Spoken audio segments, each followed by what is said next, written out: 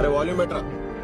ఈ తాగుబోతు లక్షణం ఏమిటంటే ఎలా ఉంటుంది? ఒక్కడు తాగడండి, అబ్బో చాలా పరోపకారం.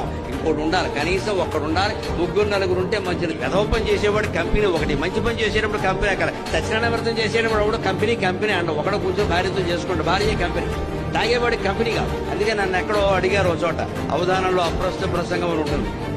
తాగేవాడు అంటే చాలు కదండి, తాగుబోతుంటారని అన్న. ఒక్కడ తాగితే తాగేవాడు, ఇద్దరు కలిపి తాగితే తాగుబోత్. అది ఇంగ్లీష్ బోత్ అయ్యా, బీఓటీకి బోత్ అని చెప్పి.